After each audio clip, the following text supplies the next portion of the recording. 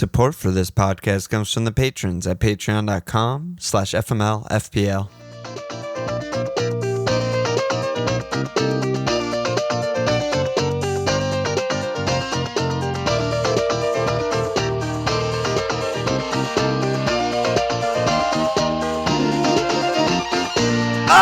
Okay! Welcome to FMLFPL Milan. Miss Walsh. What's up, buddy? What's up, buddy? You got your Marlboro Red sweatshirt on. You're ready to go today? Racing service. What is that from, like the 80s? Yeah, I don't even know. It's such a great shirt, though. Love a cigarette company sponsoring a athletics venture. It's so funny back in the day when you just have a magazine and you would open it and it would have ads for liquor and cigarettes and shit. Everywhere. Yeah. It's so funny. Now you just never can see an ad for them. Yeah. Banned. Strictly banned. So what's up? Except if you tune into FMLFPL. We open our pod sometimes talking about cigarettes and smokes. Alcohol. Yeah, I mean, as I was kind of mentally preparing for this episode, I was like, oh my God, there's so much fucking shit to talk about. Let's do a long one. Yeah, it might be a long one. I mean, the season is just, we kind of talked about this behind the scenes, but there's never been in recent memory, like up to game week 10, where there's not really a template. There's so many good picks, and there's so many good teams with viable picks. It feels fun. I mean, it feels kind of, it gives me anxiety a little bit when I'm making moves, or like I have to decide between this guy or this guy. I'm going to DMs this guy. In my head, I'm like, they're both good. I don't fucking know. But, you know, we always talk about that's the difference between 20 or 30 points, probably which one you pick. But it's fun at the same time. And there's just so much action going on. Is it fun? I think it's fun. Fun? Yeah. Okay. What's your problem with this week? You had a good week. Talk to I me. have a problem every week. Every week's a problem. I know. What's driving it this week, though? I don't know, man. I'm just fucking chilling. Here's Team Walsh right here. Faith in Nurgason. He's seemingly back, and he's still not even on the bench. That's what my despair is 1-to-1 correlation with our Lord and Savior Nathan Ferguson, still yet to make a bench for Crystal Palace FC. Where are you? We miss you. We need you. Where are you? We need you, Nathan. We need you. Yeah, I don't know. I got 85 points, whatever. It's good. Just plodding along day by day, game week by game week. You're not plodding along, though. You're rapidly climbing the table. I feel like I'm just turning the page in the amalgamation of middling cogs of sheep that play this game. But what if I every told week. you that you went up 1 million and then 700K in back-to-back weeks? Dude, I'm ranked 1.7 mil. Dude, it's fine. It's fucking game week 9. I'm just saying it's fine for you because you're not ranked 1.7 mil. It's not fine. Yeah, it's not fine. I'm just bad having another bad season I do every season. There's no reason to give up this early. I'm not giving up. I'm just saying I'm doing badly and I'm not having fun because I'm doing badly. Okay. Isn't that allowed? That's not that's not an inaccurate position to take. Is. Is it? I don't think 1.7 million after 9 game weeks is bad. I do. Yeah. So for me, it's inaccurate. For you, it's accurate. I got How 89. about you over there? Yeah, basically the 89. same. Yeah, basically the same. Up a little bit. Hold Boomo. Easy hold. Yeah. Easy hold. Always hold if they're playing Burnley or Sheffield United. That is one concrete lesson I've learned so far this season. And you know what's funny? I had a Boomo shower thought. I was thinking about Boomo, right? He gets 14 points. The fucking 4 game weeks before this is 2-2-1-2. Right? Nightmare. Horrible pick. Get him out of your team. That's 21 points in 5 game weeks. That's good. It's not good. It's acceptable. I mean, it's good, though. Like, that's 4.2 points per game. That's a 160-point player. Yeah, I don't. But if you're picking someone who's getting you 4 points a game in your attack, you're not happy with that. That's a problem. I mean, you don't. I think look you for that. are, depending on how it comes, and it's just one of those things where I feel like we almost underestimate the value of just a fucking huge haul. Is basically what I'm trying to say.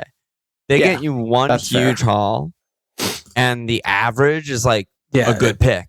Whereas if he just got 6, 4, 2, 7, it would be like, oh, amazing pick, right? But instead, they do it in this way, sort of like Raz. I mean, Raz, all he does is fucking blank, right? But like, he has a 19-pointer and a 16-pointer. If you like average it out over the games he's played, it's probably not bad. Yeah. No, I mean, it depends on how you're chunking that haul with the blanks and the whatever, how far you extend the run or whatever. But yeah, of course, you get someone who has 14 points. It papers over the cracks if he just blanked 4 times in a row. Absolutely, exactly. It does. Yeah, for sure. Not much else to report though. It seems like I was surprised that I went up, but our Mug League average was super high. Elite Team's average was high, but I think that just, I don't know, our little echo chamber all had a lot of the same guys and got a lot of points, and then there's just all these other people that just like don't have Mo and still don't have Alvarez and still don't have Son, and we just like don't see their teams, so it feels like everyone got the points, but you went up 700k, I went up 70k. I was just like, oh, I guess we had good weeks. Yeah. And you saved. Yeah, I mean, I saved, yeah. I mean, that is also, it's just when when I save, I hit. That's what kind of season I have. When I save, I hit. Tell me more. Yeah, I got -6 by saving is what happened. Right, because Zuma gets a 0-pointer. Yeah, and I would have gotten Shimcast. The only thing I was talking about was Shimcast. So it would have either been Botman or Zuma for Shimcast. Right. Save -6. Great. How about Eddie on Botman, by the way? Well, he's progressing. He was progressing. He wasn't close today. This is after the game. Obviously, I couldn't say that yesterday, but he hasn't trained with us yet. So he's got a bit of a way to go. We're hopeful it won't be too long, but certainly the next couple of weeks, he won't be fit. If you, he's a pathological liar. He's a scumbag. But the thing that makes it so much more offensive is that in the pregame press conference, he said specifically that Botman was progressing. Yeah, so he said the break was really good for him. He's progressing. He's like something along the lines of almost fit, right? And it's like the thing about him is that he could sit there with a straight face and he will believe this and say, I didn't lie. That's accurate. He has been every second that passes, he's progressing in his injury. And also he had a setback and he's not going to be back for a month instead of when you guys thought it would be this week or whatever. I'm trying to find the quote because it's staggering. He does this shit every fucking press conference. He needs to be on a list because this guy could cause He's already problems. on the Buscemi kill list. His name was written on that shit fucking 3 years ago. Yeah, the Happy Gilmore fucking kill list. The 2 weeks have been good for him. He's trained well. He's looked good. He's done a lot of work. He's trained well. He was doing physical training, physical therapy training. You didn't say what kind of training? Yeah. He's playing FIFA at home. Yeah, he's training He's training really well. Yeah, his thumbs on the joysticks are fucking primed to go. Such a joke of a human being. It's unbelievable. Just insane. The press conferences in this league and country are just fucking useless. So let me do league updates. So shout out to the October Mug League leaders. 1 game week to go. In first place is your boy, is your pod partner, Alon. Team name, Alon. Let's fucking go. In second place, tied with Haim Mishan, a.k.a. Madison, Wisconsin, and Christopher Solberg, a.k.a. Venga Boys. In third place, 3-way tie between Christian Moore Seymour, a.k.a. Eze for Life, Dean Swallow, a.k.a. Sydney Super Subs, and Bjorn Karstein, a.k.a. Vandalai Industries. Bjorn Karstein, who's also first place in our public league with fucking OR 1491. Love to see a Discorder in first place in the public league. Mm-hmm. Excellent job, I am. I hope you get a mug to show for your flight. Are we knocking a mug down if you win the actual? I mean, it's very improbable that you do. It's unprecedented. I don't know what we're gonna do. I mean, I think we should just cut you out in just seconds first and blah blah blah. Probably. Yeah. Probably. Okay. But we'll hold a press conference with Eddie and see what he decides to do. See if I'm in good nick. Tyndall gets 5 mugs. Yeah, exactly. Just ship them all to Tyndall. Oh my god. Jesus yeah, fucking Christ. let's pod. There's too much action. I can't wrap my head around it.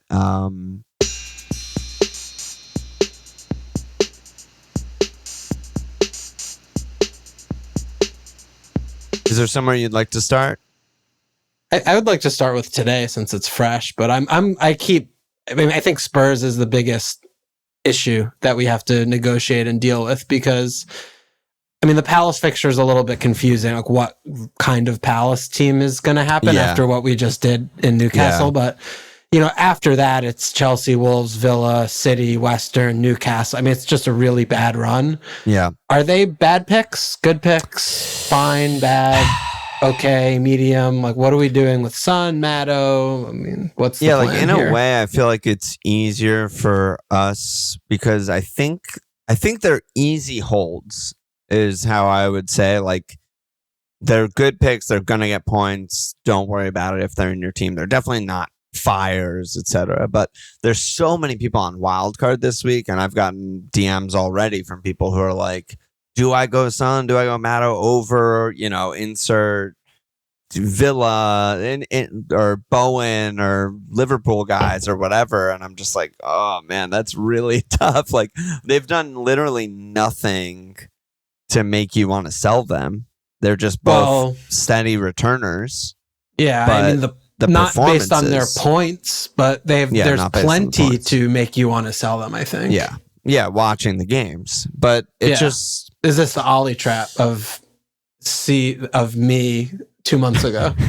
We're going to get to Ollie later. Oh, God. We are going to get to Ollie. Yeah, Ollie's done for you. Yada, yada, yada. All they've done is return basically every game, and we're sitting here like we have to get rid of them.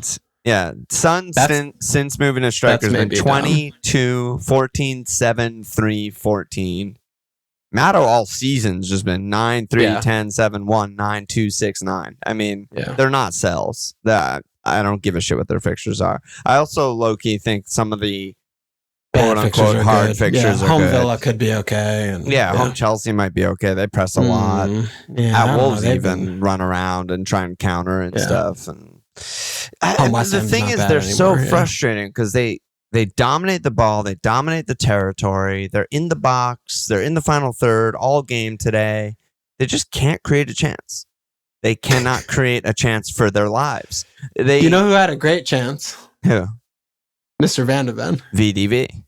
Again, as prophesized, everyone's following Romero too. Yeah, because everyone's marking him. You're a fucking genius. You're a savant. I've been trying to tell you this for years. I'm so smart. I'm dumb. That's my problem. Yeah. If he just fucking angled that shit down, dude, that would have been a goal. You know that meme that's like a bell curve, and it's like the caveman on the left side and the like genius on the right side, and they're doing the same thing. Mm-hmm.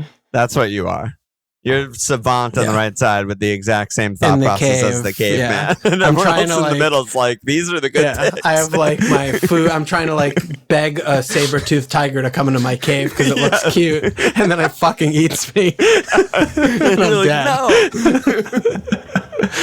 Oh, God. But I can't really think of the last... There's no team that immediately came to mind for me that was like, they're kind of flattering to deceive so much. And it's such a large percentage of these games where I'm like, they're kind of tidy on the ball. Yeah, they're like controlling possession. But at the same time, Fulham weren't even threatened, I would say, outside of this Son chance in the first, I don't even know when that was, for 5 minutes or something like that. He had like this one chance that spilled and Leno made a good save, and it might have been offsides anyway.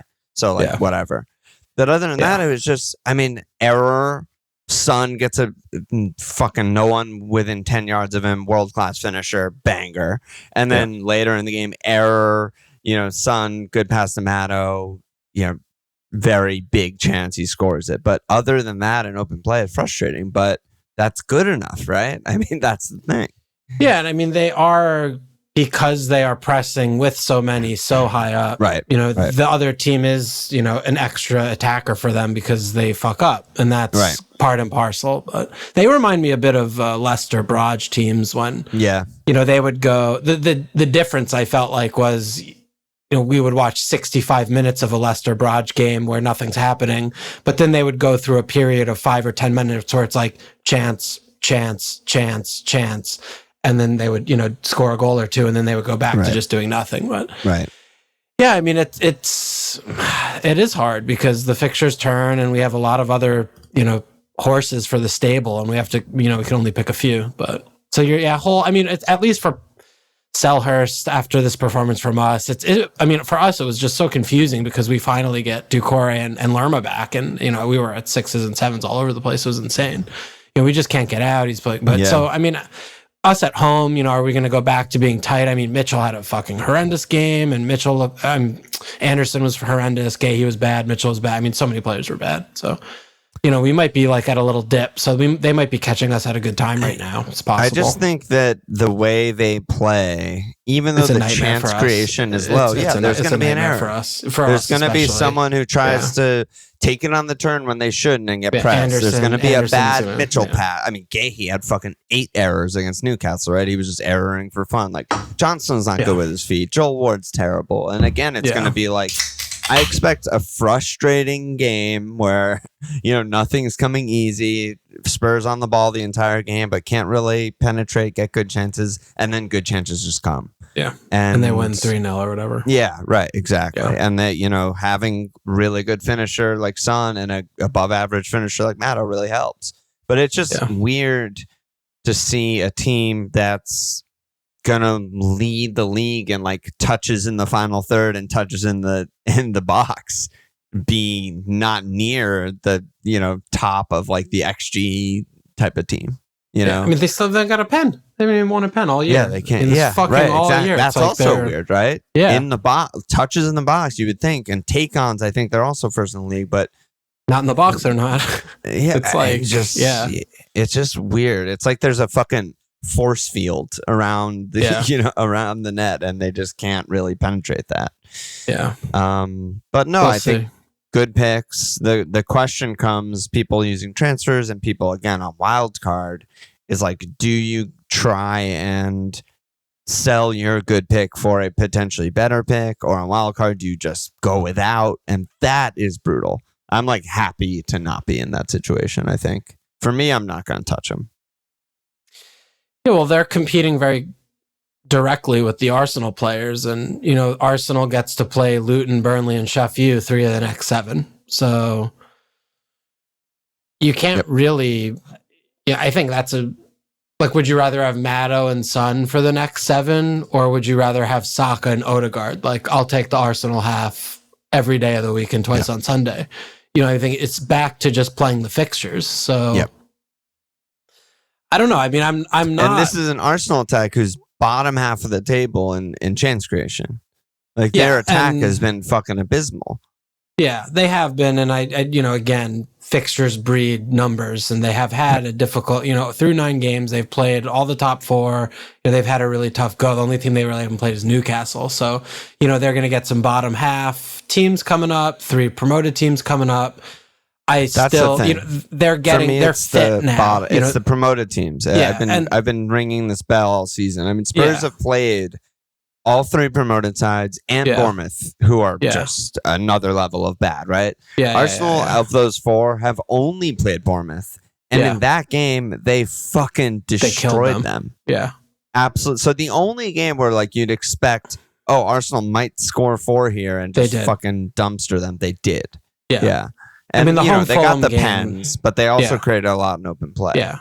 And that was also, they caught them in between Europe, I think, too, that week. So it wasn't, which is, this is kind of happening again. But it's so, we look at that and like you're saying, the promoted teams and the fixtures and they're fit again. They've been famously unfit as a team all season, really until literally right now. I mean, they're not missing anybody besides, Timber, who's out for the whole season. I'd rather make those bets. So, I mean, if I were on wildcard, for example, I probably wouldn't have any Spurs players. Really? You don't think so?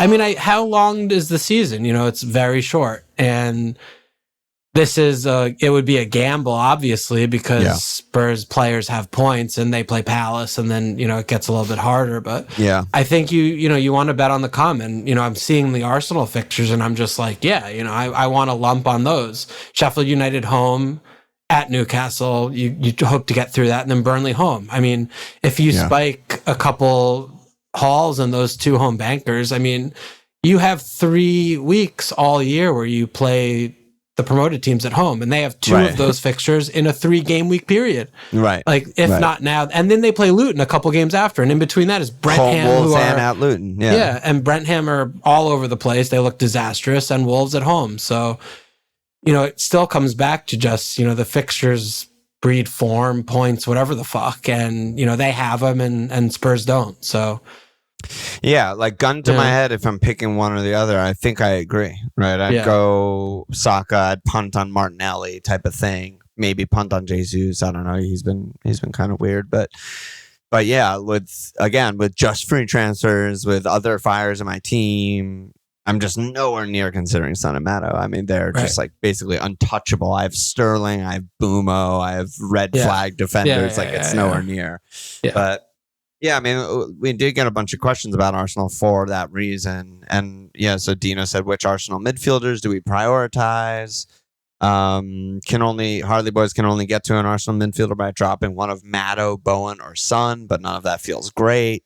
X50, a lot of us looking at moving a Spurs guy to an Arsenal guy, but with Spurs playing Palace next week, we're best off not making a move, and there's a lack of clarity. So it's a lot of the same, like Sacco or Matto, or do I make that move? Blah blah blah. I mean, are you going to make that move? You have 2 frees, right? Like you are the type of team who could make that move, right? Yeah, my defense is a disaster class right now. So VDV, Cash, Zuma, red flag, Taylor. Yeah. So I basically have 1.25 defenders as far as I can tell. And that's an issue. Well, this week, I mean, Zuma's home Everton, Cash is home Luton, Van de Ven's at Palace. I mean, that's good. Counterpoint. There is no good fixture for a Western clean sheet defender, and there is no good fixture for a Spud clean sheet. So I can't believe they got her clean today. I mean, look, it's so annoying. What are the bad picks in my team? Son and Matto aren't bad picks. No, they're my defense is. I have bad picks in my defense. So will I push this away and make a huge gamble? I mean, this week, to try and get the Sheffield? I mean, probably not. That doesn't really make that much sense to me. But I mean, we'll get to my team later. But I think more broadly, just, I do think that, these are the kind of calls that, you have to try and, put your balls on the table and say, like, what kind of manager am I? Or what am I seeing? What do I believe? Like, who am I? Because, you talk about the promoted teams all year. We've been talking about how kind of fraudulent Spurs have been all year from a performance standpoint. Yeah. And, and then what? We sit here with our dicks in the hand, holding Spurs through a bad fixture run when the Arsenal fixture run is the literal opposite. And we're going to be like, oh, well, yeah, we should have done that. Like, should have taken that hit for these 60 points that these players are going to get in the next 4 game weeks. Yeah, I mean, we might be looking back game week 14, making the exact same moves that we're considering making right now. Being like, well, I'm still going to get the Arsenal guy for home Wolves at because they still have least, a good run, even though I've missed all their points against the promoted sides. Or we're sitting here right now being like, yeah, Arsenal are good, but Spurs also scored points in their fixtures, and they don't have a bad fixture. And Palace is good, and Wolves is good, and home Villa was bait, and they always beat City. So it's a tough call. I think it's more back to just that kind of that genuine thing of you're betting on the Spurs players to just hopefully maintain and tick. Where the worst case scenario for the Arsenal players is that maintaining and ticking. Like they're with Pretty the much. potential to actually explode on double and triple returns. They have, I mean, a run of like 10 games right now where they could score 4+ in 8 of them. Half. And that's easy. Like could easily do that. Right. So, that's the thing. That's the thing, baby. It's a tough one here. But again, you're saying that you're going to prioritize your defense and not make that move. I'm not saying any such thing. Oh, okay. I'm saying I literally thought you just said that. No, I'm saying I think that would be smarter, but I do the dumb thing all the time. I mean, it comes back, like you're saying, on paper, I'm looking at my defense right now. I have Zuma's playing Everton, Van de Ven's playing Palace, and Cash is a fucking home banker. Like, I'm good to go, baby. I can fucking fly anywhere I want. But it's defense also, right? Yeah, so it's like, it's how many plus points are you going to get? You're going to get a few cleans more than the guy that's not going to get the cleans versus, you might get double and triple returns from Arsenal mids.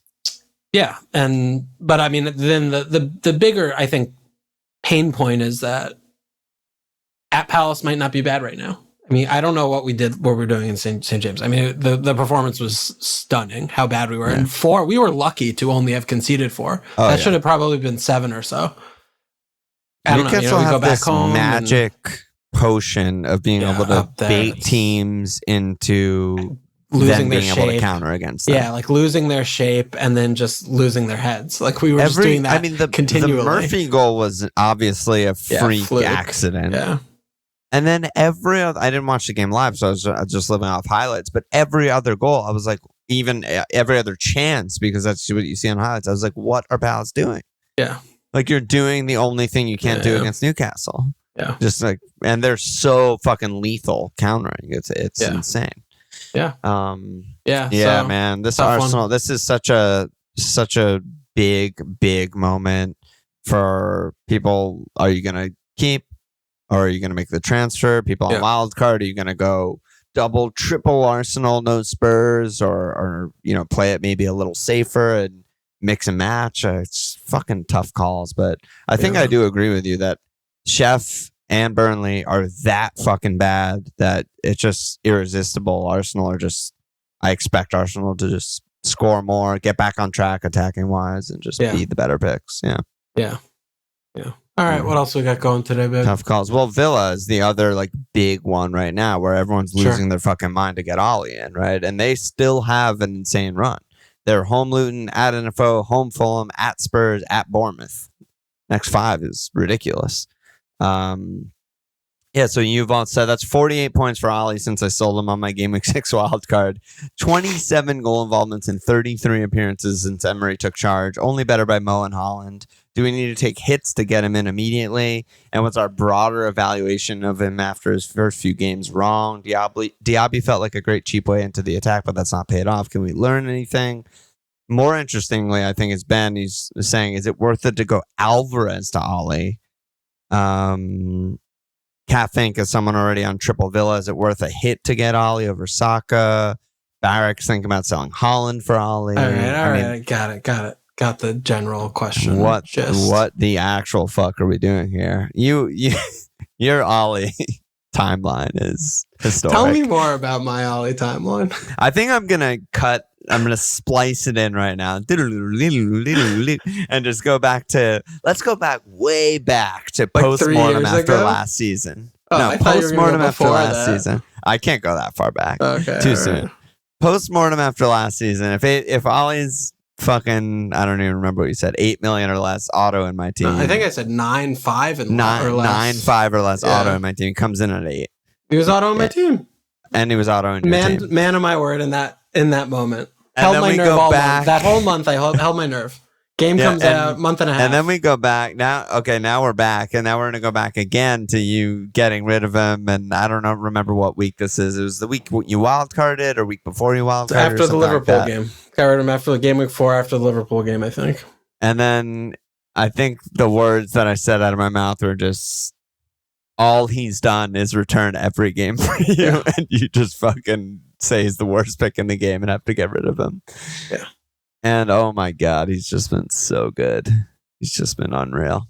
Yeah, I everyone should have dropped him. Yeah, I think I'm pretty sure it was after that. Let me check. I'm pretty sure it was after the Liverpool game. Yeah, I think you like double moved him out or something like that. Let's go back. So yeah, first 3 games of the season, 5-5-5 blanks Liverpool on your bench boost. Yeah, bench boost, and then I couldn't take it anymore.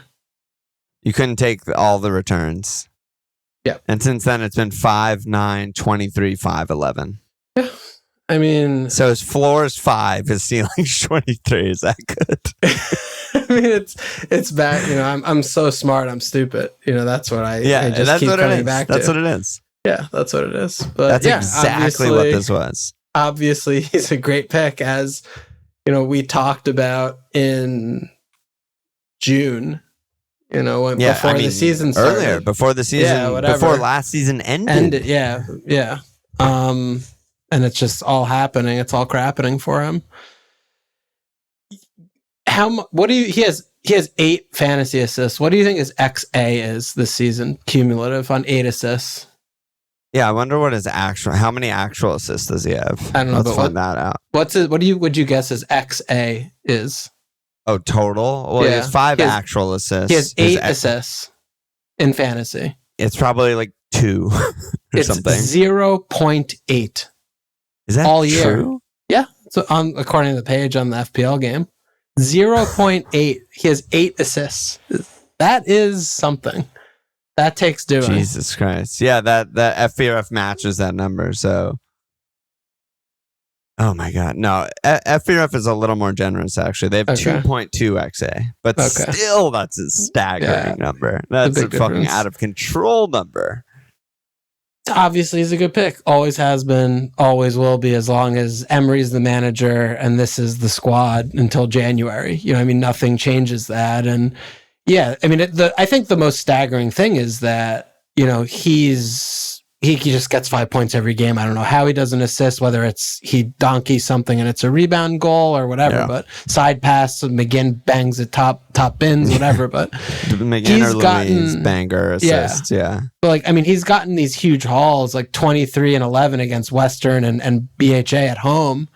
Those aren't like great fixtures. I mean, he hasn't even really had great. He's at Burnley where he just got a little measly 5-pointer and, you know, fucked everything up like he usually does. But, you know, yeah, like you said, like Luton, NFO, Fulham in the next 3. It's like, yes, what please. The fuck? Yeah. It gets a little harder after that, right? They have Spurs, Bournemouth, City, Arsenal. But I for mean, the next Spurs 3, and Bournemouth, I don't think are harder. But no, but you know, I mean, they're not. They're harder than Luton, NFO, and Fulham. Yes. Bournemouth looks like they're in trouble. You know, he's getting fired. Yeah, soon, he's got to get fired soon because it's the performances and the results are very terrifying. And the Gary O'Neill Darbs. I mean, you can't lose that. Yeah, but yeah, I mean, you know, Ollie is, of course, great pick, steady, solid, plays every game. Does everything you would want, and just get him in because he's everyone incredible. should own him. Yeah, everyone should own him as they should have game week 1. Yep, fuck, just like Walsh did. Fucking asshole, fucking asshole.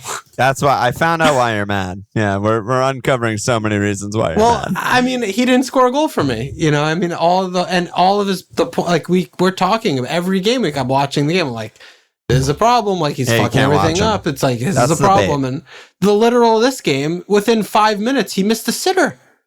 You're just like, what the fuck? What are you doing? Yep. And then he scores a banger. And that's the thing too with this game. And you know, I mean, the BHA game, it is a little bit shades of like Jesus from last year, where it's like there's this one game where it's like, oh my god, like 23 points. He had 23 points in one game is insane. But look, the Western game, right? They gave up. And he kind of scored a goal off a counter because Edson went on another fucking adventure. He does my head in every time I watch them play. But, you know, he doesn't do that. It's just another 5 points. You know, and we're sitting here like, oh, yeah, he's a good pick. Like they play Luton or whatever. But, you know, the goal, that was a 7-point goal. And it tilts it because it makes the history books look insane with the 11, with the 23 and the 9 and all the things, right? But, you know, he's obviously still a good pick. But I'm just saying. I mean, if you're 90-minute player, all action, do everything. And like the thing is also with the XA, which is, you know, obviously the overperforming is frustrating if you're not an owner. That's still really good. Yeah, it's good to like be. the XA that he is getting is fucking outstanding, especially for a striker who also gets a lot of chances, right? So it's like you can be overperforming and one of the best in the league at the same time, and that's what he's doing right now. He's 12th in the league in XA, so like he's doing a lot of things right. I mean, everyone should get him. Where are you on like Alvarez versus him though, right? Because looking at my team, I'm sure a lot of people's team, if I want to get him, it's basically for me, unless I get rid of Alvarez, I have to choose between Arsenal attacker or Ollie. I can't really get both without like a minus 12 or more probably. Yeah. But if I do Alvarez as part of my moves, I can get both. I don't like That's tough. Yeah, I just don't like it. I mean, you're back so good. Yeah, you're back to trading really good pick for a really good pick, and I don't see Ollie as like having significant things considerably better than Alvarez, where I feel like, he's such a better pick than him. I feel like it's just they're neck and neck, and it's a coin flip, like any even with game. The fixtures. Yeah, I do, because with City, it's like and this is the thing too with Watkins, I don't believe him to be an explosive pick because he is such a donkey. And I mean, he's even overperforming his XG, which is the first time he's ever done that in his fucking life, basically. I mean, he's usually on average a finisher, whatever. Yeah, he gets them fine. But like, he's not on pens. I mean, he doesn't get he's been getting all these free assists, which is so insanely fluky.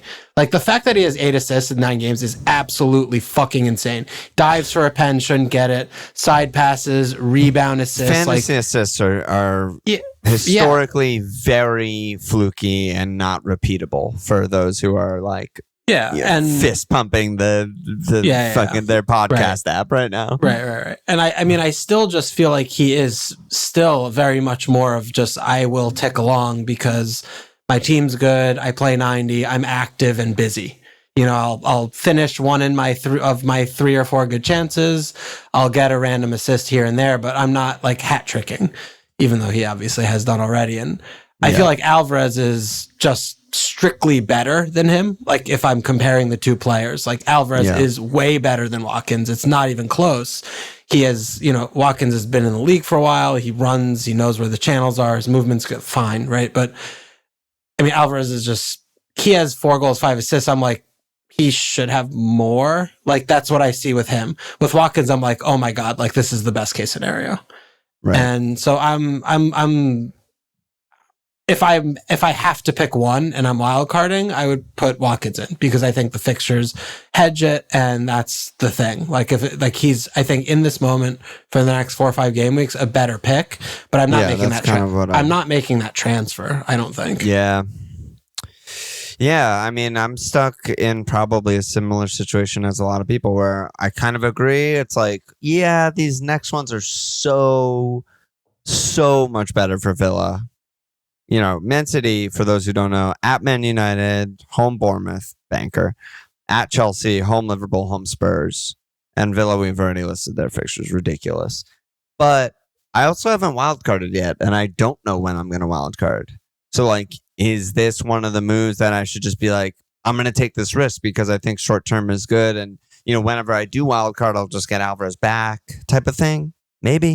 Maybe I should be doing that. If it lets me go to Saka and Ollie as opposed to just one or the other, maybe that's worth it. But also, I have this other thing on my shoulder being like, you're overreacting. You don't have to get every player. Your picks are good. Your team is good. Just do normal shit, Yeah.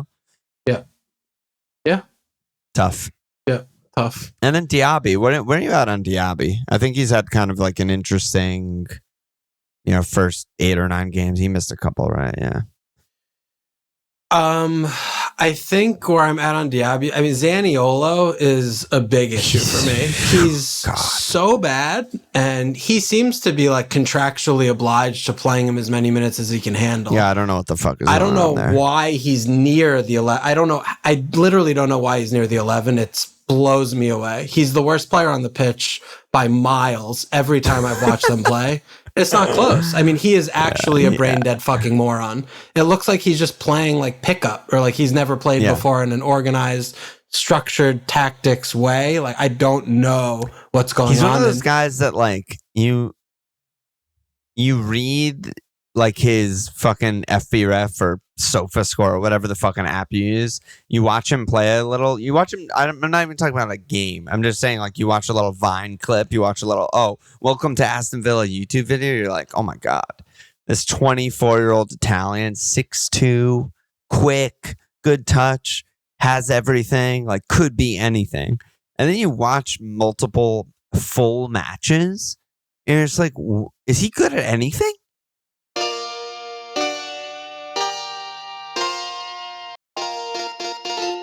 Does he actually have any attributes that like positively affect a football match? Like, I'm not sure. Actually, not sure. He's good at taking touches. He's definitely really good at that. Yeah. I mean, you asked me about Diaby. I immediately pivot to Zaniolo. Like, why? I feel like he cannibalizes a lot of the quickness of the team. And all Diaby can do is run fast and go, go, go, go. And when Zaniolo plays, it feels like he wants to do the exact opposite of just slow things down, be a donkey, shoot when he's supposed to pass when he's supposed to shoot, destroy everything. And, I don't think it's like coincidence that the moment Zaniolo started getting minutes, Diaby's looked a lot worse. I think those are very, very linked. So that's one. And I could be totally out of my fucking dick hole on this one. I don't know. It's just something I feel like I've been watching and noticing in just their pace and how they're going. And there's a weird Diaby thing where those first 3 to 4 games where kind of everyone, including us, were salivating over him, just being like, wow, he looks the better pick. He's the better attacker, which was definitely true in those games.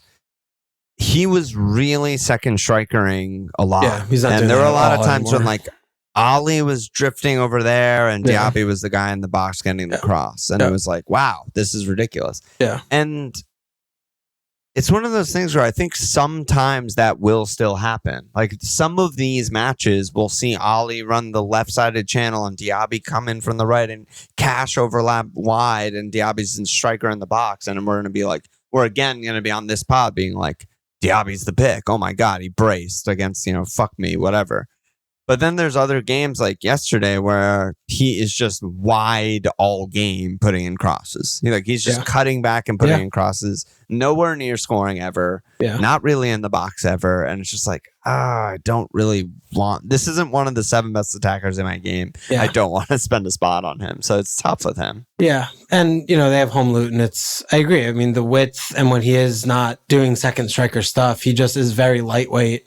And, a lot of the buildup seems like McGinn seems to be extremely involved. And he just kind of falls by the wayside. So, so I don't know when those moments are going to happen. I don't know if it might not even depend on Villa. It might just depend on what the opponent is doing. Yeah, it's more on Emery and like what Diaby is more of like a tool rather than, and some games maybe he's doing more and some games he's doing less. But it's tough. It's a tough one.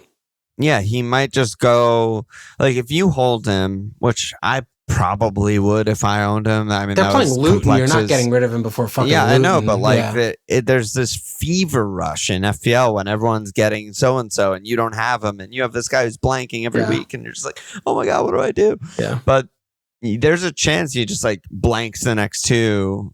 You're like, what the fuck am I holding this guy for? And then he plays striker against Fulham and braces. And you're just like, this is my least favorite player in the game. Yeah. But I don't know what the fuck. I mean, you just got to hold him, I think. You just got to believe. You just got to hope he does striker stuff. I agree. But I think you can put him on a short hook. I mean, I think there are a lot of teams that I'm seeing that I was like, oh yeah, he is the issue. It's him. And, if Luton looks another suspect game where he kind of floats and puts some crosses and doesn't get shots, like I don't mind getting rid of him, maybe. I don't know. Yeah. It's just tough when the fixtures remain so good. Yeah, and Cash was really frustrating that game too. He was playing center back the whole game. So he was not attacking. Yeah, I mean Dean was everywhere. Yeah. And he looked incredible, but I don't know. I mean, this team's also fucking annoying. They have 2 cleans all fucking season too. I mean, that's Villa are the most flat track bully, Jekyll and Hyde weird team. Like Emery just exists on his own plane and does like, I don't know what he's doing. I'm not technically astute enough to know exactly what he's doing in every game, but I feel like it's something weird and different every single time. I agree. And it's there's subtle differences, like very small subtle tweaks. differences. It's a slightly different shape, slightly asking them to do slightly different things, and they'll win 4-1, and then they'll draw 1-1, and then they'll lose 5-1, and it's all like, what just happened? Yeah. Like, what are Villa? Are they good? I don't even know. Yeah. No, I mean, it was like this game, it was, I mean, they were just doing everything down the left, and it was just like D, and it's like, okay, we're just overloading the left-hand side today, and they destroyed them. You know, I mean, even though Emerson on the other side is barely doing anything, and he's just like on a card, could have gotten sent off, and he's just like, no, forget that. Like we're still going to just go Dean. We're still going to overload the left, and you know, Soufal, we're going to pin Soufal back, and they're not going to be able to do it. It's like, oh my God, like every game is different. Meanwhile, West Ham are just by the numbers the 5th worst defense in the league. Yeah. And I don't know what the hell. A lot of their players. Yeah. And a Moyes team being that bad, it's just unheard of. Yeah, so I don't know what the hell is going on. Yeah, I don't know. I mean, I think we probably kind of have a good idea about what's going on there. The midfield is just very undisciplined. I mean, I feel like something's got to give with this Souček playing 10 kind of thing, because it doesn't work at all. I mean, they don't press enough, and he's so slow. And it's like almost like he's like, you're part of my best 11, and also I need to hide you. But JWP is no 6. You know, I mean, he's not a DM. He wants to he doesn't intercept. He's fucking slow. I mean, he can pass sideways, I guess. If the ball's moving, he's not as good as when the ball's just sitting still somewhere. And, you know, I mean, Edson, honestly, watching him kind of does my head in, because he'll play 15 or 20 minutes where you're just like, oh, this is one of the best DMs I've ever seen in my life. And then he'll play 15, 20 minutes. You're like, where's Harrison? I want Harrison Reed. Like, you're worse than Harrison Reed. Yep. And he goes on these like mad, adventurous, like he forgets what is happening, like that there's a game going on, and he pops up in these positions that are insane. It's just like, what are you doing? You're leaving the rest of your team out to dry. And I don't know, you know, I mean, he's still getting to grips with just like the league or whatever, but you know, he needs to not leave like a very specific rectangle on the pitch, and he leaves that rectangle all the time, and they have no Soup's always well, he's been playing 10. I mean, it's a totally different thing for him, but you know, Paqueta's not a defensive player either. I mean, he will defend, and he's incredible at winning the ball back, but he's not like, that's not what he wants to do. And all of a sudden, it's just like there's space everywhere. They leave really space. There's spaces everywhere on the pitch. Like, players get drawn out so quickly, and there's just no speed in the team. Like, the midfield, none of those players are fast. And the minute one of them gets drawn out, it's like a house of cards. And I mean, even Zuma and Agurt are fucking, they get turned, it's all over. Good night. I mean, they're they're like Mack trucks. They're defending on that Ollie goal. Yeah, I mean, they're just like slab heads, you know, both of them. It's tough to watch. That's why I tried honestly. to buy a slab head. Would have fit right in. Yeah, fit right in. It just basically, the thing that confounds me most is like, this just isn't a boys team. Like, what is he doing? Like, Souček last year next to Rice, he just sat. Yeah. He was not allowed to cross the halfway line.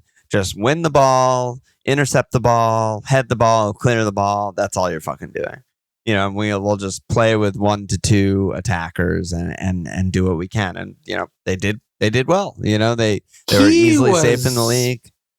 I think iffy, though. I think he had a poor season last year doing that. Too. But now he still plays every game, but he's basically false 9. Yeah. And Antonio's left wing, and Bowen's like right striker. Yeah. And they're like selling out. And JWP goes forward. Like you said, Edson goes on an adventure. Paqueta gets up from the left. Fullbacks are attacking. I'm like, wait. This isn't a Moyes team. Yeah. What's happening? You're getting fucking shredded. Yeah. I mean, I think it's, and I don't think it's like that complicated. I think he just needs to move some of the pieces around and put them in positions where they can succeed. Like, Souček needs to be in midfield, you know, with JWP, and Paqueta needs to be in the front 3. I mean, it's not that complicated, you know, just do that, you know, and go back to a 4-3-3 where you give like maybe a little bit of a run for, for Souček or JWP to kind of venture forward, but put Paqueta on the left and keep playing Antonio, I guess. I mean, you could drop Antonio, I have no problem with that. Start playing Kudus more, put Bowen striker. I mean, that's fine. If you're gonna ask Antonio to not even occupy the center backs and just like drift left, like what's the point of playing Antonio? Well, the issue with Antonio is he just might be done. I mean, he honestly might just not be good enough anymore because we keep watching him. I mean, we kind of make excuses for him last year, but you can't carry a striker who has no goal threat. Like, you can't carry a donkey like this really just to be an empty body presser, which is really what he's been for better like 18 months. He's like an outlet winger. Yeah. And it just makes no sense because you have tons of outlets and tons of wingers. Yeah, he needs to be either reinvented or just they need to just look at this and say, like, how are we better off by playing him rather than moving a couple pieces around and just playing Fornals? Benrahma. Yeah, like any of these guys. Benrahma, Paqueta up the field. I mean, Antonio's getting 1 shot per 90 because the tactics are like, you're not our striker anymore, you're our left winger. If you look at all the pass map shit, it's just like he just drifts over there. They just long ball to the left side, and he just goes over there, and he's asked to like beat a man or cross, and he's bad at both. Yeah. It's all very weird. Yeah, I don't know what the fuck to make of them, but they're definitely a good fixture right now because they just keep conceding chances to every bad team. Not saying that Villa's bad, but other bad teams. Yeah. And they seem to have just like lost spirit too. I mean, they let up the couple goals and it was just like, we're done. I mean, we're done. Get me out of here. Yeah.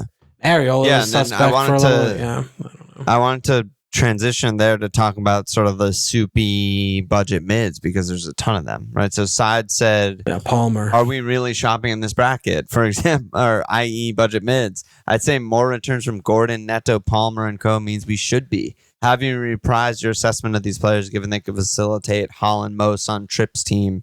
And then, Slim Charles, Yuval, X50 Son, asking about Palmer, Gordon, Soup, Ducore, D. Louise. There are points to be had in this bracket. Yeah. And Palmer's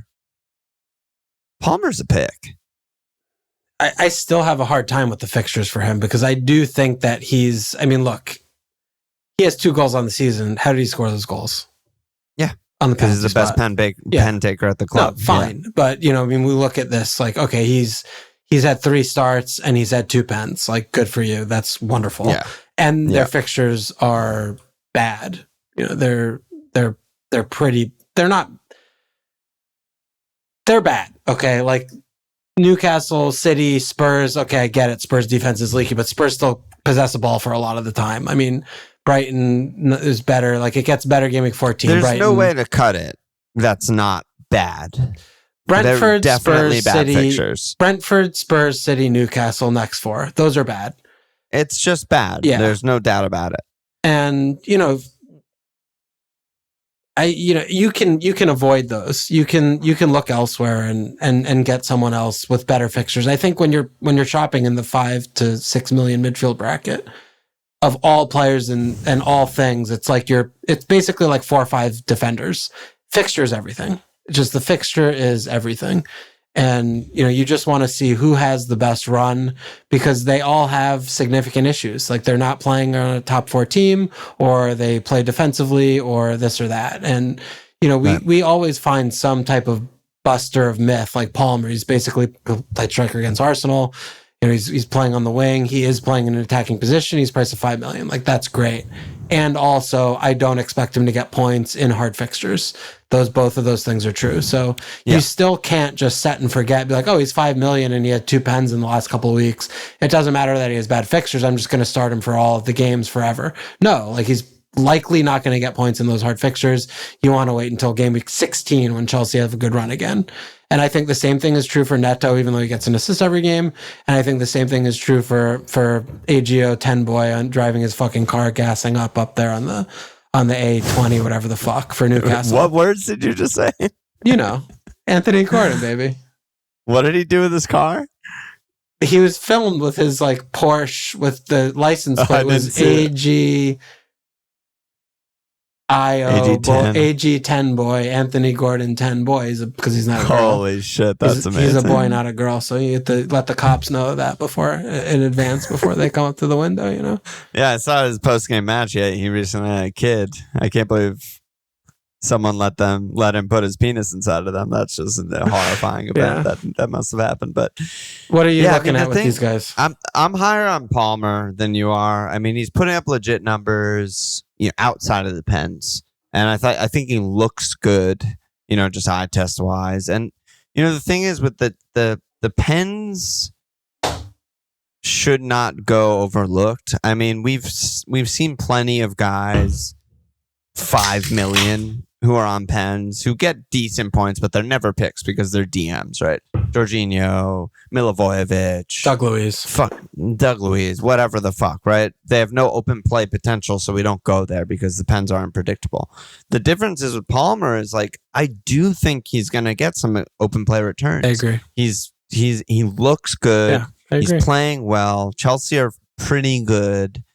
1 game a week. And you mix in the pens, he might be good enough to just start, especially if it does facilitate, right, that you're going from, insert mediocre defender to trips or something like that, right? Yeah. That might be worth it, I think. I'm with you. I agree.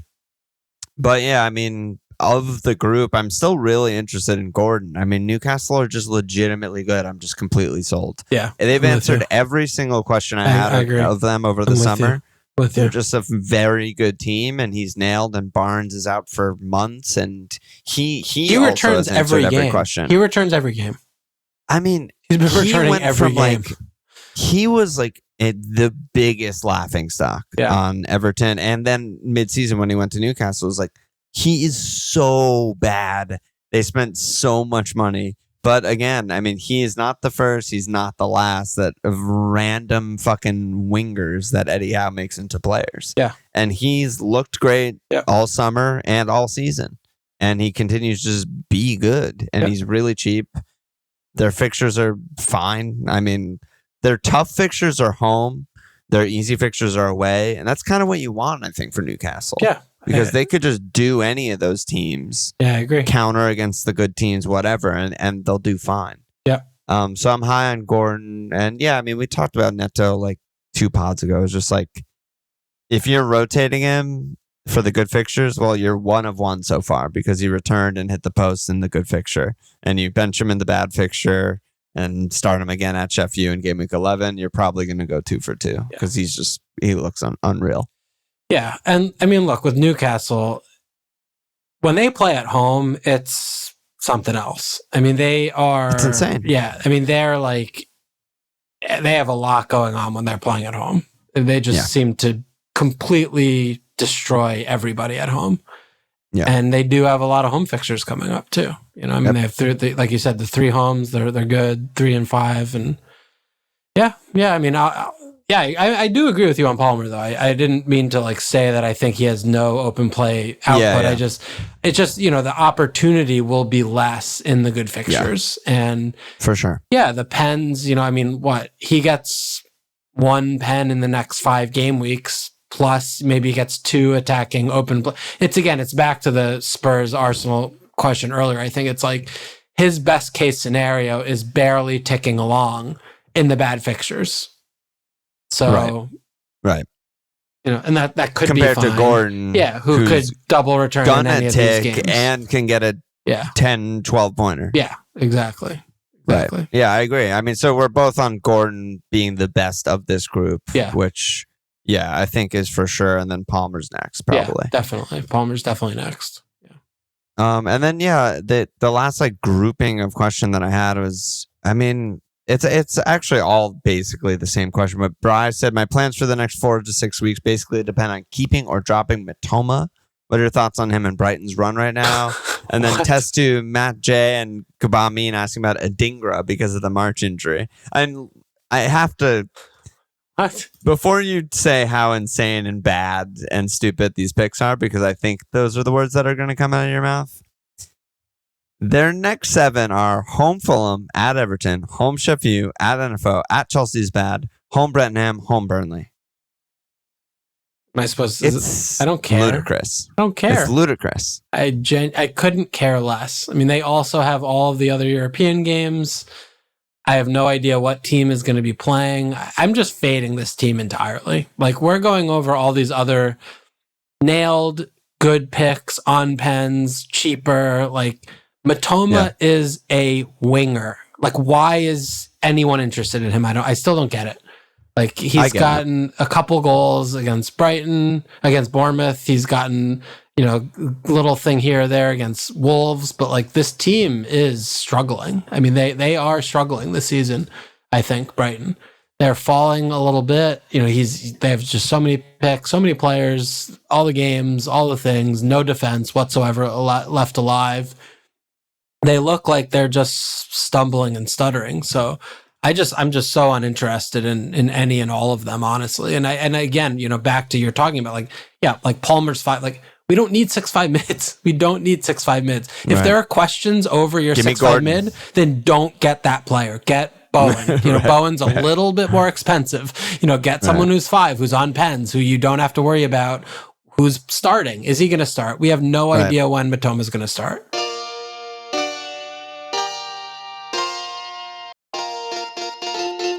Yeah, I mean, just crazy to me. I get where people are coming from. And Brighton are still probably a top 5 attack in the league.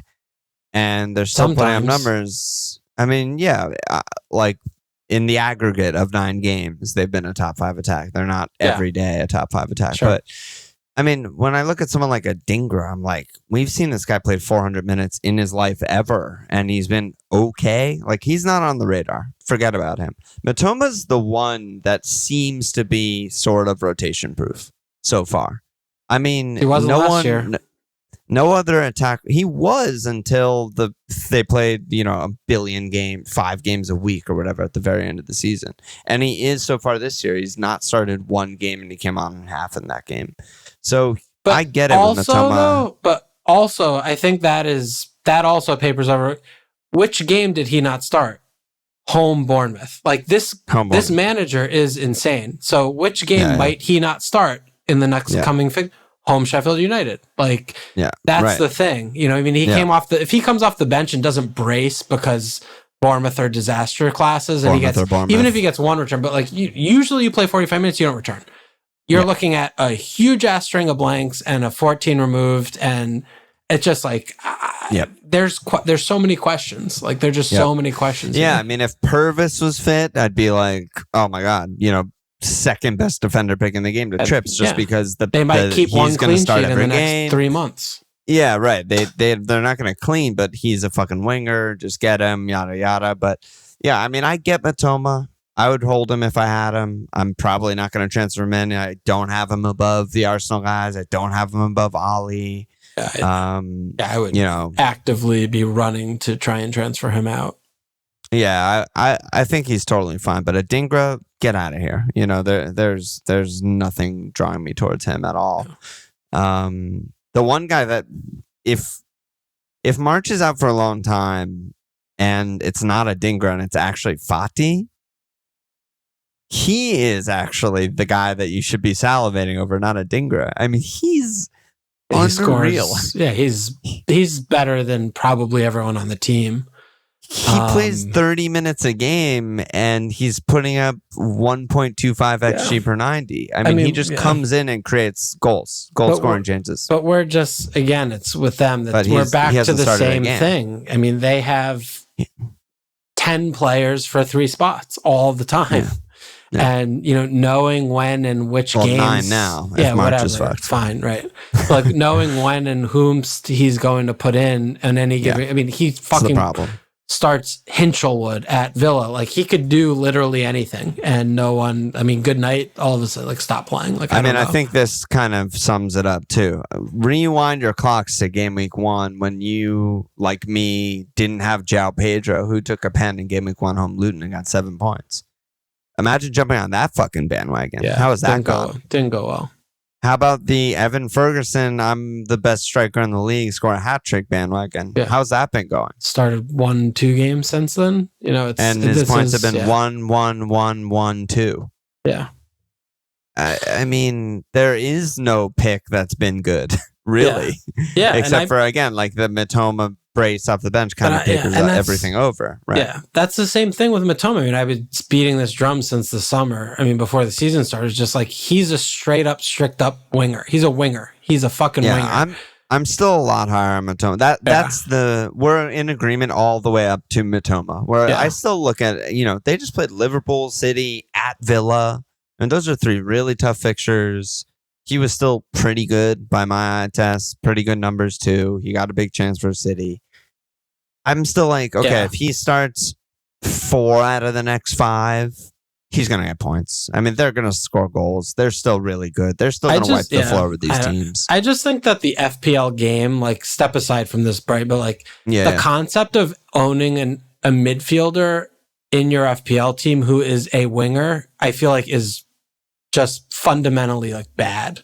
As opposed to mids in the game who are actually forwards, or actually like strikers, you mean? Yeah. Of which there are at least 10 of every season, I think that that's something that has really changed from, 10 years ago, or 15 years ago. Where there was like 2 and they were like, oh my God, I need to get that guy. And everyone else is a mid. Yeah. Right. Or a winger. Right. So, Yeah, I think that's fair. And I mean, the case, I had that Cayley fireside in the early season. I remember him saying like the case for him to like elevate into superstardom would be if he just gets a couple more shots, right? He's 2.02 shots per 90 last game. He's 2.03 shots per 90 this game. He has not elevated. He's still really good. Because he's a winger. But he's not a superstar. Because he's a winger. He's a fucking winger, dude. That's why. I mean, he's great. But he's a great winger, but he's a winger. Right. Yeah. Should we do some questions? Sure.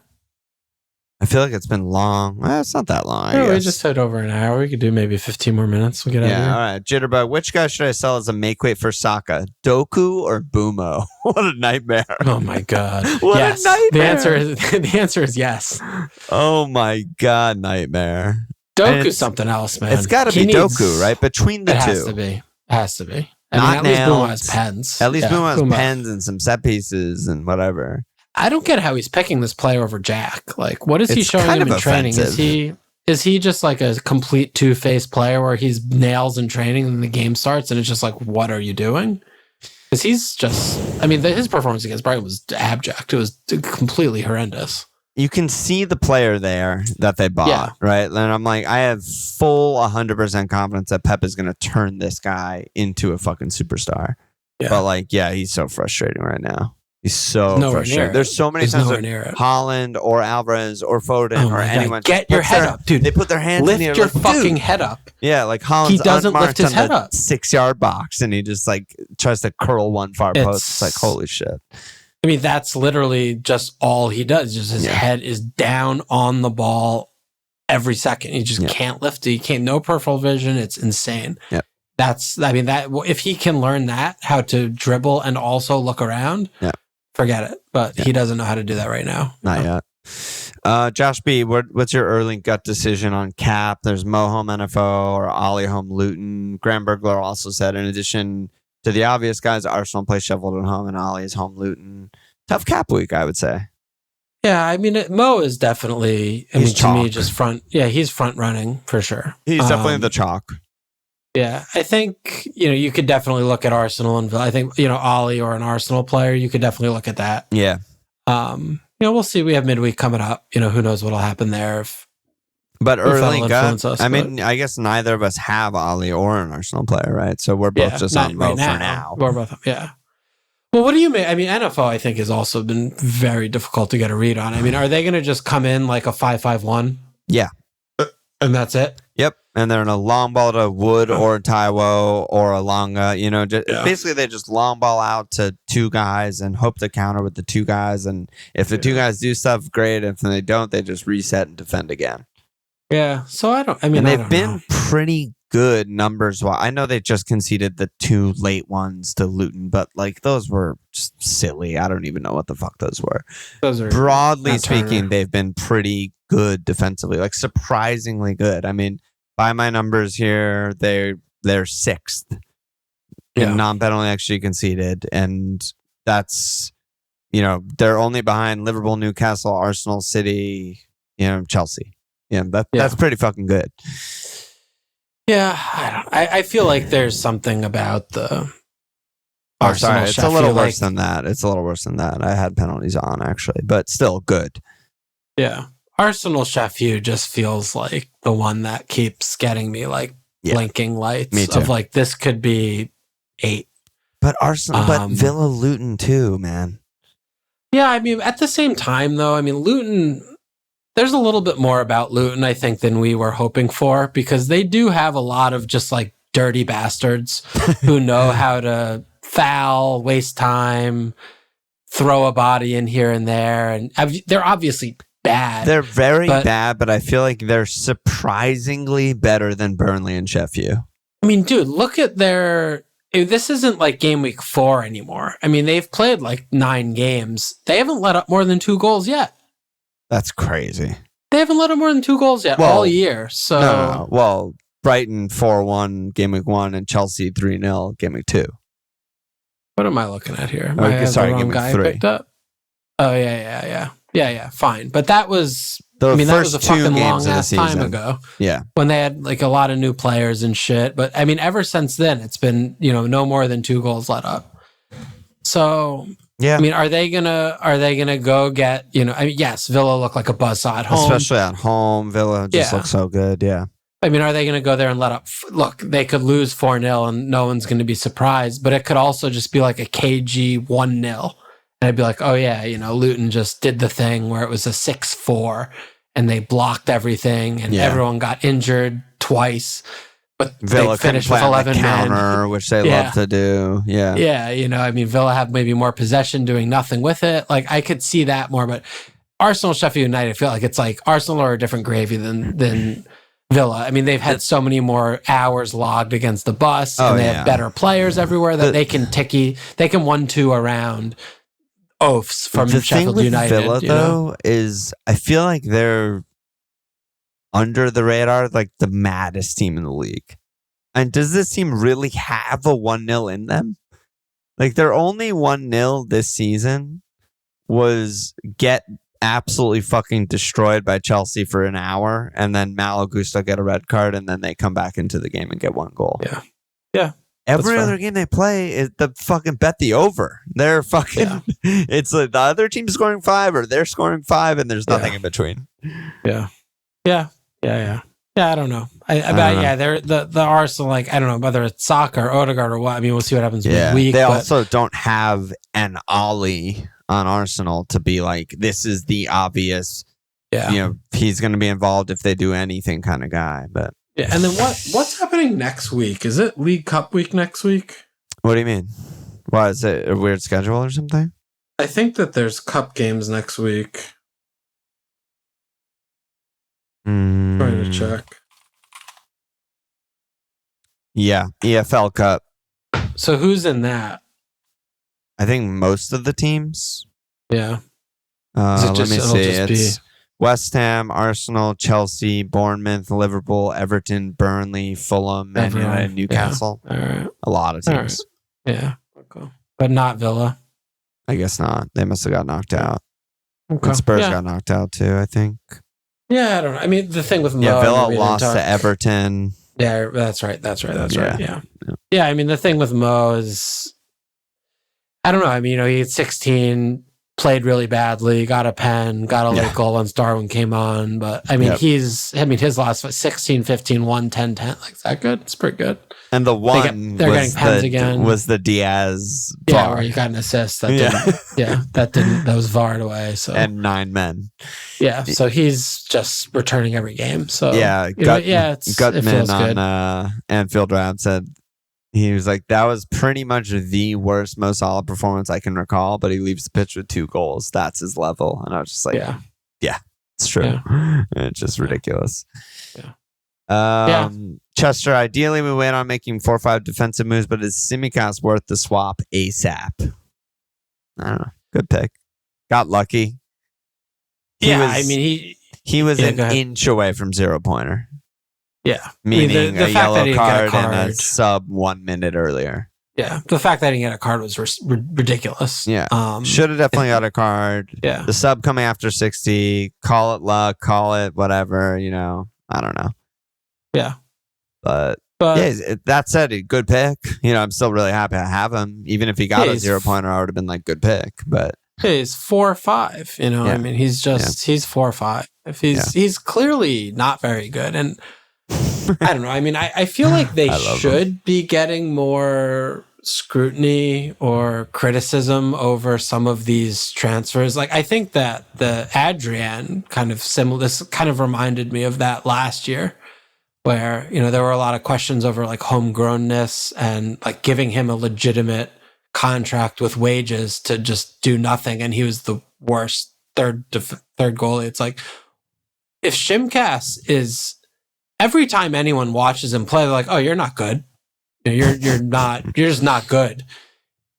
How are you extending the player? I don't get it. Like, because everyone likes him? Like, this isn't cheap. This isn't like everyone likes him. Robbo's always fit, until now. Yeah, until he's not. But like, that's not that's not how you operate. I mean, this isn't a mascot. I don't think they're paying him like he's a mascot. I think you're overrating. Like, he's not like costing Liverpool games. He's just fine. He could. But he doesn't. I think he's bad. I don't think he's that bad. He's played like 20 games, never costed Liverpool a game, and he's fine. And he plays in the other competitions. He doesn't complain. Yeah, anyone can play the other. But like, every time he plays, the team has to hold his hand through the game ever since he got there. I think that is. I think you'll see very evident. I think you'll see him get better in the stretch. Like, humping him after 15 minutes because he's like, you're okay, dude. Like, it's hard to not play in like a year and then just play. He's playing. Okay, fine. But I'm just saying, I think he sucks. And I think that the second fullback for Liverpool should be someone like Joe Gomez, who's an England international, not someone who would barely break into the Greek national team. What do you mean? Sucks. He's captain of the Greek national team. Sucks. He's the best player. They suck. They don't play. They suck. He sucks. They should get a better player in that spot. Nah, so he's really not that bad. I'm worried. You're still worried about him every game. Is he going to come out at half, for example? You're literally worrying about that every single game. About that. You should have been worried about that this game because he was the worst player on the team, worst player, but the whole half. Nah. And he played 61 instead of 58. I mean, you're sitting here and saying if he got a yellow card, which he should have done after 15 minutes because he made 4 fouls at the fucking halfway line for no reason in a 5-minute span, and he got subbed off 2 minutes earlier than he did and got 0 points, you'd be sitting here like, oh, he's fine. He's a great pick. Yeah. He's fine. Yeah. No. You'd be like, oh yeah, that's terrifying. That can happen to any of these games against any of these bad teams, just like it happened against Everton. He's gotten subbed off early plenty. He, like in the years where he started games, he's definitely not made 60 more than once. He's that kind of player who like usually around 70, 75. He's just not that fit. He's not one of those guys who can just, because he plays he has so many minutes in his legs. He's it's not fit. No. He just doesn't have minutes in his legs. So he's not that fit. They're playing him into fitness. Pretty much. I mean, they're playing him into sharpness, that's for sure. But he's really not that bad. I mean, again, he's just never cost us a game, wins a cup final with pens. Does a good job whenever he steps in. That's why you keep him. Klopp's happy with him. And he, Liverpool win games with him. So, it's good. Yeah. It's pretty simple. For me, they win games in spite of him when he's played. And every game I've watched them, he's been the worst player on the field. And he's outclassed by all the other 10 players. And yet they win most games when he plays. Yeah, so because it's just amazing. A coincidence. So no, then that's it's because even all more the other reason players are amazing. to not spend more on a left back. Because if you just win with him in, it's great. I don't understand the argument. Can't you spend a similar amount and actually have a good player? No. Like you have like Joe Gomez who just sits on his ass, like doesn't play in the first 11 ever, and then when he deputizes, it's like, oh, you're a Rolls Royce. Yeah, homegrown players are good. But to me, like that's the standard. Yeah, I don't know. I think you're overrating how not good you think he is. I just think he's totally fine. Yeah, I just don't. All right, next question. Who has the best backup left back in the league? Like Man United. Dallo. Yeah, they have all of the best left backs in the league. It's like there's so few that I'm just like, 1B. wow, I can't believe he's their backup. I wish I had fucking that guy. It's just like they're fine. I don't know. Yeah. I wish I had Nathan Ferguson, but he's not fit, so I can't do anything about He's it. also the right back. He's fine. He's good at crossing. He takes good corners. He's gonna sometimes sub off early, sometimes get a clean, sometimes get an assist. Great pick. Yeah. No, he's definitely a good pick, but I don't like him. Jono, is it worth selling assist merchants like Matto and Neto to chase goals with Saka and Matoma? I mean, we spent the whole pod talking about this, right? Al, Darwin, Alvarez, or Holland? Who do I sell for Ollie? That's awesome. That's a great question. Why is that a great question? Because it's funny. It's like, do I sell the two best forwards in the game, or do I sell the guy who has started one in the last 3 games? Yeah, 1 in the last 3. Which one do I start? I mean, which one do I sell? I mean, it's got to be Darwin. Got to be Holland. Holland out? Yeah, I mean, Darwin's a fucking disaster. But you told me last pod, I asked you very clearly. I would hold him. What would have to happen to sell Darwin? Nothing. You hold him for the next next break. So you don't sell Darwin for Ollie. Yeah, but if he's asking who to sell. He's committed to selling. So yeah, but you're saying you don't sell him. So you lied to me last week? No, if he asked me, would you sell him? I'd say, nah, just hold him. But he's asking who to sell of the 3. Look at you hiding behind the semantical. It's a different question. It's a different question. Dude, he's just... Okay. I don't know. Maybe we're going to be sitting here 5 weeks from now being like, wow, actual disaster, worst pick in the game. And then there's also the chance that we're sitting here 5 games from now being like, unbelievable explosion. Everyone should have him. But who are you talking about? Darwin. Yeah. Well, you said this a few weeks ago. Yeah. So when is the date that we make the declaration? Well, I don't know. Here? I mean, his last 6 are 8-1-6, do not play 5-4. I mean, if you go one further back than that, it's 11, right? So it's going well. It's just ugly.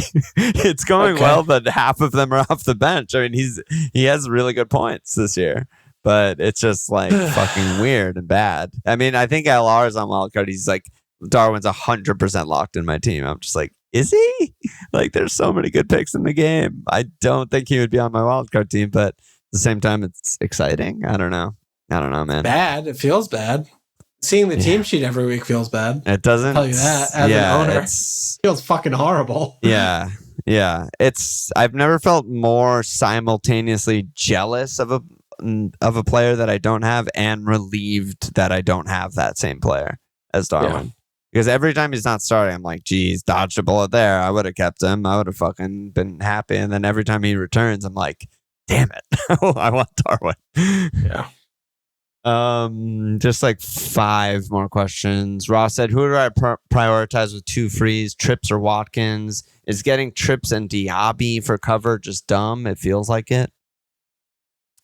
Yeah, I mean, Diaby, I think we touched that. But yeah, Trips still just... contractually obliged. Machine. Yeah, contractually obliged to just shit points out of his fucking ass. Like, if you can, that's not no such thing of coverage there. He's a great pick and he just keeps doing it. So. He's another one that just everyone should have. I don't really, I mean, this is actually a question from Ferguson. He said, is going without Trips on wildcard stupid? Even if it meant downgrading Alvarez, whatever it means. I don't care whatever the fuck you're doing, it's fucking stupid. You find a fucking way to do it. That's basically what I'm telling you to do. I can't fucking believe I didn't put him in my team. TJC, is it too late to bring in Trips? It's not too late to bring in Trips because he's a fucking machine.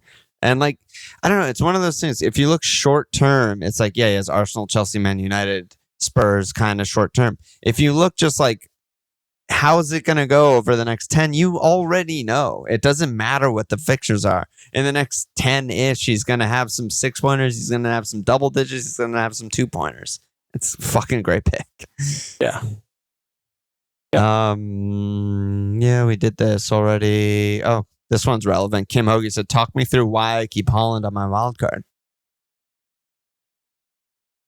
The best player in the game. There you go. Best pick in the game. That's it. PPIGG. I mean, he's just incredible pick, incredible player, great player. Easy. Yeah, it would be an automatic for me in my wild card, I think. Yeah, I think. I still feel like all of these diddles around like not getting him is a madness. I mean, everyone was celebrating like they won the fucking World Cup in our Discord. Got 8 points. He got an 8-pointer. It's amazing. Getting 8 points great. is incredible. 8 points is fucking fantastic against Brighton. Like, I mean, I get that the trickle down effect might have been that you captain Mo, so you got 30 fucking million. You have instead. Alvarez and Ollie that'll instead happen, of Holland. Okay, cool. Yeah, but you're basically just capitulating every week to saying I have to make up for Holland's return at minimum elsewhere. Which is basically what he does.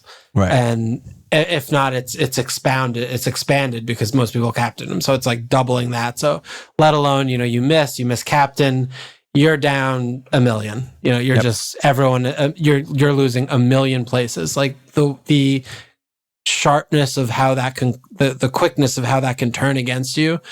It's just it's incredible how game week fucked 11 you can get. Home Bournemouth, and that is D-Day if you went without Holland. Yeah. I mean, I'm praying Holland just quintuple returns that day just to be like, let's go. Yeah, and I mean it's the same thing too. Just at United, on paper, the fixtures of Derby away, whatever. Every game is brace potential to double return potential from him. You're not looking at this player like, oh, tough fixtures, he's going to really do badly. So, we saw him, blank a couple of times with the Arsenal Wolves game. That's about it. You blanked against Arsenal. He's a 20-pointer, 8-6-6. It's just like, I think you're just, it's just uphill. You're just going to be fighting an uphill battle if you don't have him. So I wouldn't do that. Still. All right, dude. Let's wrap it up, I think. All right. Long pod, big pod, mostly a Simicast pod. We got 2 new Patreon signups. Target. Way better than Shimcast. Oh There's my a God. backup left back. Simcast is so much better. Target can't get ahead of Burn. I think Target's way better than Shimcast. Not even close. That's ridiculous. That's offensive. No, it's not. 2 new Patreon signups. Livermento. They have 3 backup fullbacks that could all play left back better than Shimcast. Well, Livro The Saudi doesn't play left team back. Saudi. He could. Hall, if we bought Hall, I would have been psyched. I think Hall is great. I think Hall's way better than Dan Burn. But, it's 40 million. FSG, baby. But you asked me, can you pay someone the same price? It's like, no, you can't. Sell Betts, sell Bogarts, buy Hall. It's easy. That's math. Not that expensive. 2 new Patreon signups, Lawrence and Ben Lavelle. Yes, baby, get in there. Good job at you. So we got, we got a normal week, sort of. Friday game, nightmare, but, we'll make it work. Any last words? See you tomorrow. See you tomorrow. Check us out at FMLFPL.com. Follow us on Twitter at FMLFPL Sports Page.com/FMLFPL. Subscribe, rate, review. Cheers.